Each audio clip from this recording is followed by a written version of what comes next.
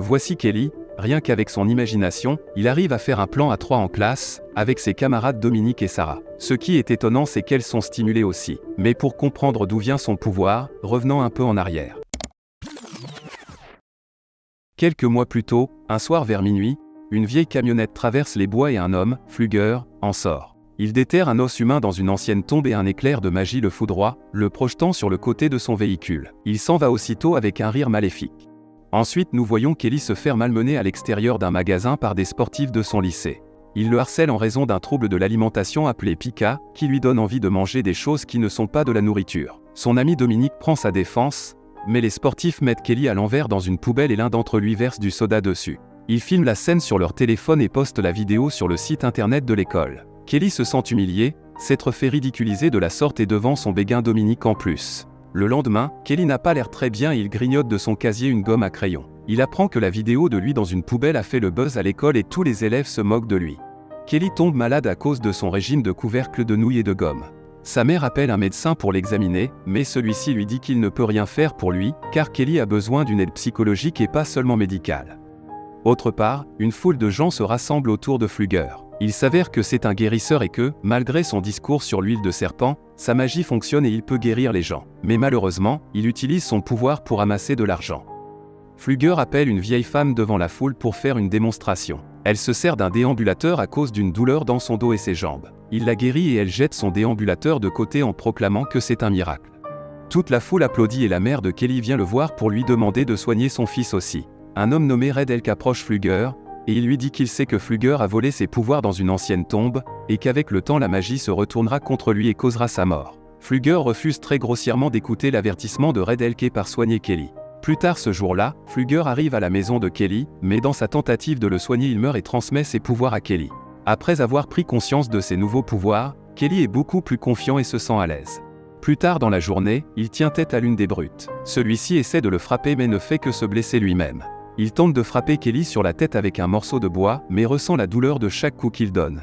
Ensuite, Kelly trouve du travail dans une pizzeria et quand il rentre à la maison, il informe sa mère de ses nouveaux pouvoirs. Celle-ci est d'abord étonnée et lui demande ensuite d'en parler à personne. Le lendemain à l'école, Kelly découvre que s'il mange une chose qui appartient à quelqu'un, cette personne sera affectée par ce qu'il se fait à lui-même. Ensuite, alors qu'il est assis derrière Dominique en classe, son chouchou se détache de ses cheveux et tombe sur la table de Kelly. Il le ramasse et mange l'étiquette avant de le lui rendre. Il commence à fantasmer sur elle et devient excité, il fantasme ensuite sur Sarah et celle-ci est excitée aussi. Il a un orgasme en classe et les deux filles également. Kelly tombe de sa chaise et s'enfuit en couvrant son pantalon. Ensuite, Kelly et Dominique sont à une fête autour d'un feu de joie. Kelly est confronté aux tyrans, il leur tient tête une fois de plus et se moque même de l'un d'entre eux. Les choses se calment lorsque Gus, l'entraîneur de l'équipe de football et le père de deux brutes, arrive et leur dit d'arrêter. Après la fête, les brutes voient Kelly sur la route du retour, ils le poursuivent dans leur voiture et lui roulent dessus. Brett est le seul à être affecté par la magie car c'est lui qui conduisait. Les autres s'enfuient puis Dominique et Sarah rattrapent Kelly, elle lui demande ce qui s'est passé et il leur explique tout. Le lendemain à l'école, Kelly et Dominique mangent des gâteaux ensemble et discutent de l'accident. Elle dit que la police pense que c'est un airbag défectueux qui a causé l'accident. Kelly et Dominique posent les bases d'une relation romantique lorsque Dominique incite Kelly à l'inviter à sortir avec elle. Le soir, Kelly sort les poubelles à son travail à la pizzeria de Grazi, il est confronté par Red Elk à propos de ses pouvoirs. Kelly confirme ses soupçons en lui racontant tout, et se dépêche de retourner au travail. Plus tard, les brutes attendent que Kelly quitte sa caravane et quand ils pensent qu'elle est vide, ils lui font une farce en retirant la caravane de ses fondations. Ce qui la déstabilise et le tuyau de gaz est arraché du mur, remplissant la caravane de gaz. La mère de Kelly, qui faisait la sieste sur le canapé sursaute. Elle se rend compte qu'elle est piégée à l'intérieur et dans sa panique, elle casse une lampe, ce qui provoque une étincelle et enflamme le gaz faisant exploser la caravane. Kelly revient à temps pour essayer de sauver sa mère des décombres mais elle est déjà morte. Il porte son corps brûlé à l'extérieur et tombe à genoux à l'agonie. Plus tard, il est allongé sur un lit d'hôpital et regarde le plafond en état de choc. Il est indemne, mais comme il n'a pas de parents proches, il devra être placé dans une famille d'accueil. Red Elk se présente à l'hôpital pour dire au shérif que Kelly a volé des pouvoirs magiques. Le shérif ne le croit pas mais Red Elk lui dit qu'il sait où le trouver quand il sera prêt à le croire. Plus tard, à l'enterrement de sa mère, il s'éloigne de la foule pour être seul et se rend sur la tombe de Flugger. Dominique vient le voir et lui dit que sa mère lui manquera mais qu'il doit aller dans une famille d'accueil, puis elle l'embrasse. Il mange par la suite une feuille d'une plante bizarre qui pousse sur la tombe de Flugger et tombe violemment malade. Le shérif lui donne des informations sur la mort de sa mère qui indiquent qu'il s'agit d'un acte criminel et pas d'un accident. Sur le chemin vers le foyer d'accueil, Kelly suppose d'après les informations du shérif, que les brutes qui l'intimidaient ont dû faire le coup. Ses soupçons se confirment lorsque les tyrans passent devant lui et lui font un doigt d'honneur. Kelly saute de la voiture et disparaît. Le shérif part à sa recherche.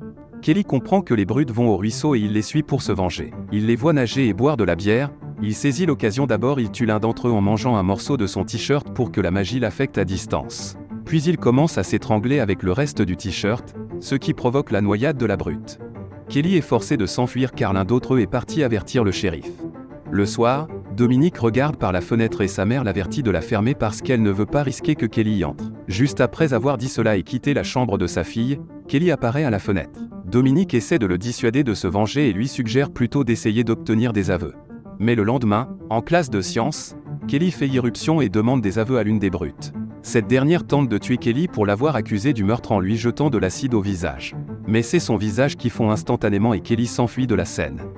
Cette nuit-là, Sarah, qui sort avec l'un des tyrans, lui raconte ce qu'elle a vu à l'enterrement, lorsque Kelly avait mangé ses mauvaises herbes et est tombée malade. Il suppose que les mauvaises herbes sont la kryptonite de Kelly. Ils en récoltent quelques-unes pour les utiliser contre lui.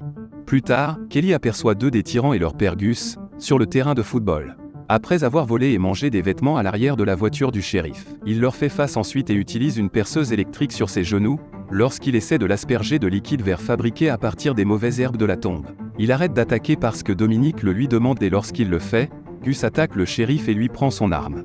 Le tyran réussit à asperger Kelly et à l'affaiblir et dit à son père de lui tirer dessus. Pendant que Kelly est faible, Dominique nettoie suffisamment de liquide de son t-shirt pour en atténuer les effets. Gus braque le pistolet sur la tête de Kelly menaçant de le tuer. L'affrontement se termine par une balle dans la tête de Kelly tirée par Gus. La balle se retourne et tue Gus mais aussi son fils, parce que Kelly a encore un morceau de ses vêtements dans l'estomac.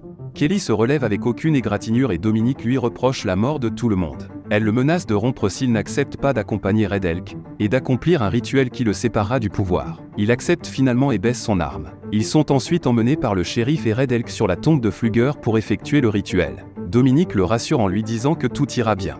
Pendant le rituel, Kelly souffre beaucoup mais cela n'a aucun effet car le pouvoir est avec Kelly depuis trop longtemps, et est devenu une partie de lui. La seule façon de le séparer du pouvoir est de le tuer.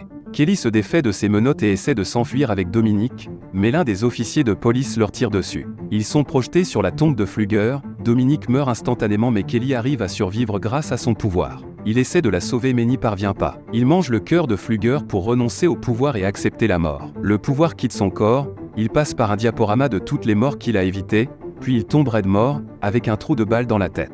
Dominique se réveille dans une ambulance et guérit instantanément de ses blessures.